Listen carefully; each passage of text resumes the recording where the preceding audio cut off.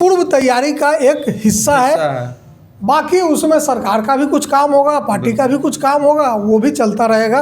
मतलब एक पंथ कई काज सरकारी खर्चे पर निकल जाए। मुझे ऐसा लगता है कि कोई भी नेता जब एक हद से बड़ा हो जाए जी, मतलब वो स्टेट्समैन बन जाए, राजनेता बन जाए और अपने ढलान की ओर हो, तो वो चाहता है कि मैं कुछ ऐसा काम करके जाऊं कि मैं अमर हो जाऊं, लोग मुझे जाने। इस कड़ाके के ठंड में भी 70 वर्ष के उम्र में लगभग बिहार के मुखिया नीतीश कुमार यात्रा पे निकल रहे हैं और चंपारण से ही अपनी यात्रा शुरू कर रहे हैं।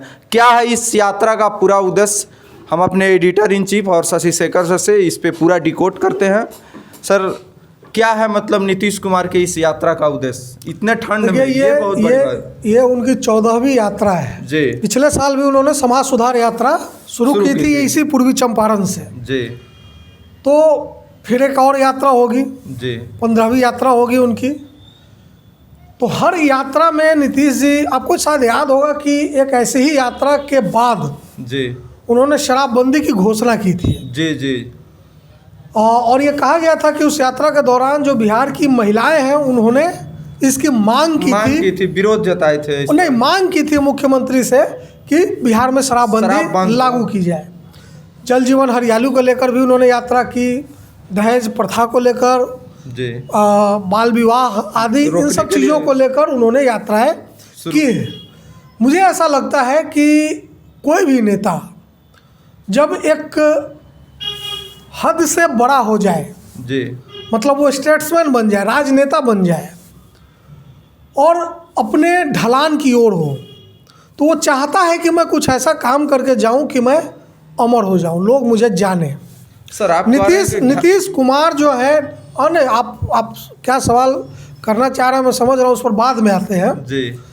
लेकिन नीतीश कुमार जी पॉलिटिक्स करने के साथ साथ मुझे ऐसा लगता है कि सोशल सर्विस में भी बड़ा दिलचस्पी रखते हैं और वो चाहते हैं कि लोग मुझे एक ऐसे राजनेता के तौर पर याद रखें कि जिसने सिर्फ राजनीति नहीं की बल्कि समाज में कुछ आमूल चूल बदलाव लाने की कोशिश भी की।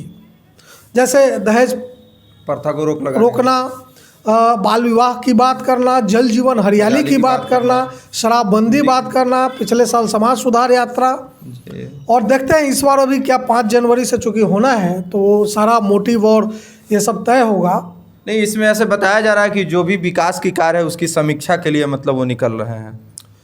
ठीक बात है, ग्राउंड में वो देखना चाह रहे होंगे कि हमने जो काम किया जी उसका कितना इम्पैक्ट वहाँ हुआ। लेकिन ये तो मतलब वो बातें हैं जो कि नीतीश जी बताना चाह रहे हैं या उनकी पार्टी या उनकी सरकार उसको प्रोजेक्ट करना चाहती है। लेकिन इसके पीछे जो राजनीति है, आपको याद होगा कि अभी कुछ महीने पहले ही वो एक और यात्रा पे निकले थे, संक्षिप्त यात्रा थी, छोटी यात्रा थी, दिल्ली गए, सोनिया गांधी जी से मिले और भी कई सारे नेताओं से मिले और वो उस यात्रा का मकसद था कि वो विपक्ष को एकजुट करने की बात हो रही है। लेकिन मुझे लगता है कि शायद वो उनका मिशन उतना सक्सेसफुल नहीं रहा और उसके बाद वो तकरीबन 2 महीने हो गए और 2 महीने से वो इस दिशा में कुछ करते हुए नहीं नजर आ रहा है। इस बीच में राहुल गांधी की भारत जोड़ो यात्रा हुई, बिल्कुल, और भारत जोड़ो यात्रा का एक ठीक ठाक असर पड़ रहा है कांग्रेस के लिए, राहुल गांधी के लिए दिख रहा है। और ये कहा जा रहा है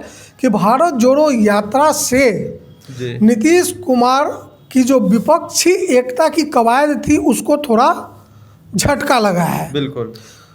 तो 2024 चूँकि नज़दीक है, 2023 शुरू होने ही वाला है जी। और लोकसभा का चुनाव 2024 में है और एक बहुत बड़ी जिम्मेवारी, बहुत बड़ी चुनौती नीतीश कुमार के सामने इस वक्त यही है कि वो पूरा देश छोड़िए, पूरे देश के विपक्ष की बात छोड़िए, उनको साबित करना है कि बिहार में उन्होंने जो प्रयोग किया दोबारा जी महागठबंधन बना करके और लालू यादव की पार्टी के साथ गठबंधन करके, उस गठबंधन के औचित्य और उसकी प्रासंगिकता को साबित करने की बहुत बड़ी जिम्मेवारी नीतीश कुमार पर है और वो जिम्मेवारी तय होगी या उसका जो टेस्टिंग है वो होगा 2024 के लोकसभा चुनाव में। बैक टू बैक जो विधानसभा के उपचुनाव हुए हैं उसमें गोपालगंज में भी हार मिली, कुढ़नी में भी हार मिली, तो ये उनके लिए हम लोगों ने भी चर्चा की थी, एक चिंता का सबब है। तो ऐसा नहीं लगता है सर कि मतलब जो ये यात्रा है इससे चुनावी 24 के लिए भी कोई असर पड़े, या उसको लेकर के यात्रा असर पड़े या ना पड़े मुझे नहीं मालूम, वो तो दूर की बात है। लेकिन उसकी एक छुपी हुई तैयारी कह सकते हैं कि ये है कि पूरे राज्य में घूमो, जरा समझो जनता का मूड क्या है, माहौल क्या है जी। और इसी बहाने थोड़ा अपने पार्टी संगठन में जान फूके, कार्यकर्ताओं में थोड़ा उत्साह भरे। एक सवाल और आ रहा था सर, जैसे प्रशांत किशोर का एक आया था कि प्रशांत किशोर की यात्रा को दबाने के लिए मतलब नीतीश कुमार यात्रा, नहीं, उनकी यात्रा को दबाने के लिए ऐसा कुछ नहीं है। प्रशांत किशोर 2025 की तैयारी में है और वो 2 महीने 3 महीने एक जिला में बैठे हैं जी। पश्चिमी चंपारण में 2 महीने, अभी इस वक्त भी वो पूर्वी चंपारण में ही घूम रहे हैं। और किसी भी राजनीति के जानकार को इस वक्त ऐसा ज़रूर लगता होगा कि प्रशांत किशोर कोई पॉलिटिकल फोर्स इस वक्त नहीं है जी। और न अगले साल 1.5 साल में होने जा रहे हैं। वो अभी आए हैं, अभी ढंग से उनकी पार्टी का मतलब पार्टी की घोषणा भी नहीं हुई है।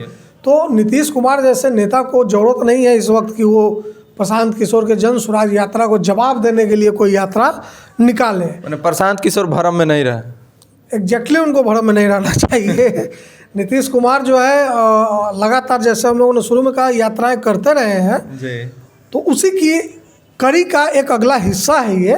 लेकिन निश्चित तौर पर ये 2024 की तैयारी का एक हिस्सा भी है कि राज्य में घूमा जाए, जनता के मूड को समझा जाए, जनता के बीच क्या चल रहा है, सरकार की छवि, उनकी अपनी छवि, उनके पार्टी। अभी समय है साल भर, ताकि पूरा आकलन मिल जाए कि हाँ मतलब क्या। हाँ, मुझे लगता है कि महीने 2 महीने 3 महीने तो लग ही जाएंगे उनको पूरे सभी जिला में घूमते हुए।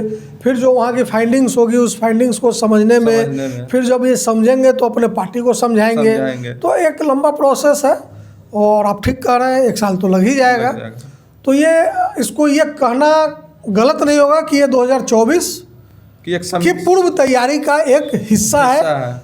बाकी उसमें सरकार का भी कुछ काम होगा, पार्टी का भी कुछ काम होगा, वो भी चलता रहेगा।